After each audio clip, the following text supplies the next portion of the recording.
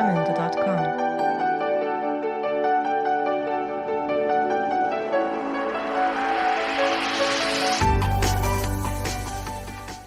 Akwaaba et Jarabi. Aujourd'hui, nous allons suivre Noura, la petite farceuse. Écrit par Annick Assemian et édité par les éditions Eburny. Noura a des nattes sur toute la tête. Elle est toujours pressée et court tout le temps. On la voit un instant entourée de ses amis et peu après, on la découvre à l'autre bout du village en train de se chamailler avec un groupe de garçons.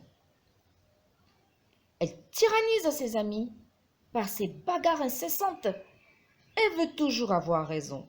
Ah, Noura est insupportable.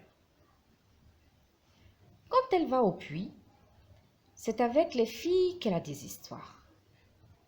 Elle n'hésite pas à verser de l'eau sur la tête d'une amie ou à lui enlever son seau. Noura n'est pas gentille. Elle embête tout le monde. Même sa maman n'est pas contente d'elle. Noura la bouscule quand elle passe. Ce n'est pas bien. Sa maman la gronde tout le temps. Noura n'est pas calme comme les autres petites filles du village.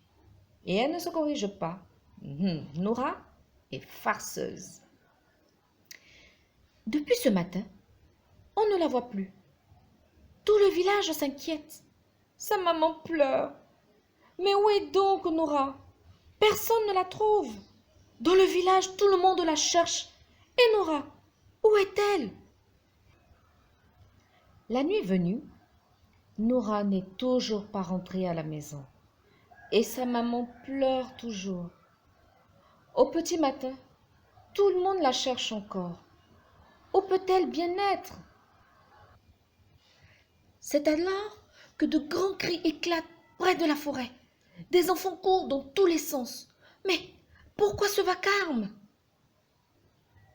Les parents accourent et, oh, surprise, ils voient un gros lion énorme avec une crinière fantastique et un pelage couleur de feu. Il est assis sur son derrière, les pattes avant bien droites, et il les regarde. Les parents n'en croient pas leurs yeux. Ce lion assis, si grand, avec cette crinière si belle et sa couleur de feu. Ce lion qui a fait si peur aux enfants. Est en carton. Incroyable.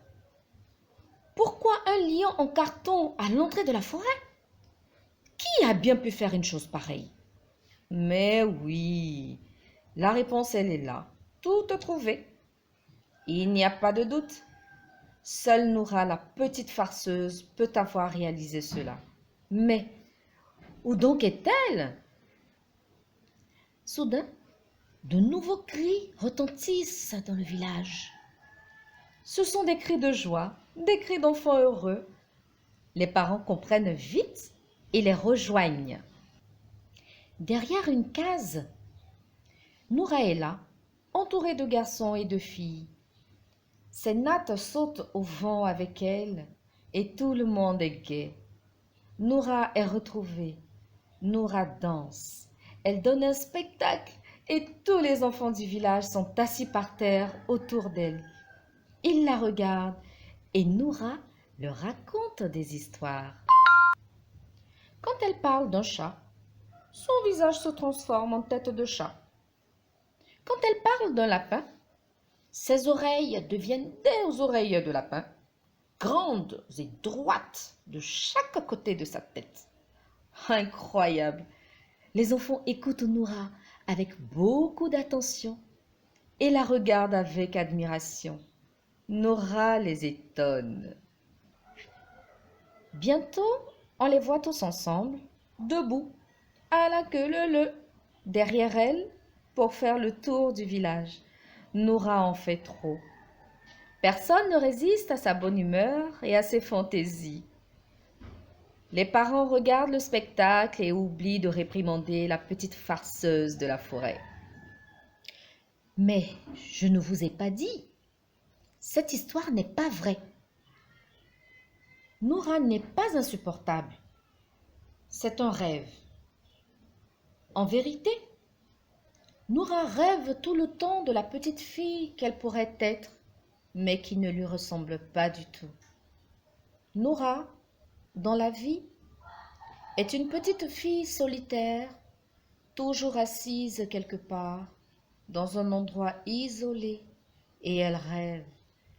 Elle rêve qu'elle est insupportable, turbulente et farceuse.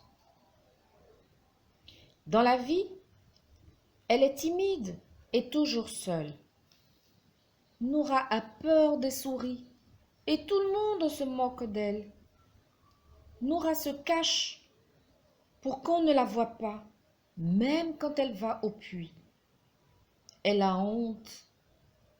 Noura n'est pas heureuse. Son drame, c'est qu'elle est grosse. Ma chérie, il faut oublier ta différence. Tu es une petite fille comme toutes les autres petites filles du village, lui dit souvent sa maman. Ma fille, aie confiance, sois courageuse et défends-toi. Tu verras que bientôt, tu joueras avec les autres enfants et plus personne ne se moquera de toi. Voyez comme sa maman la serre tout contre elle, lui fait un gros câlin et Noura est toute heureuse. Mon ange, viens, nous allons retrouver papa et préparer ta dictée pour demain à l'école. Noura suit sa maman et se promet de ne plus vouloir ressembler à Noura, la petite farceuse de son rêve, qui bouscule tant sa pauvre maman. Noura sourit à cette idée. Elle a compris ce que lui a dit sa maman chérie et court retrouver ses amis pour jouer avec eux. Et voilà, ainsi prend fin notre histoire. Vous voyez comme Noura, elle est enfin heureuse. Elle joue avec ses amis parce qu'elle a décidé de s'accepter telle qu'elle est. On est tous différents. On peut être gros, mince, grand, petit, mais le plus important, c'est de s'accepter tel qu'on est. J'espère que vous avez bien aimé l'histoire de la petite Noura. Hein, mes Jarabis? Au revoir, mes petits anges. Écoutez bien vos parents. D'ici là, soyez bien sages. Et je vous dis à très bientôt.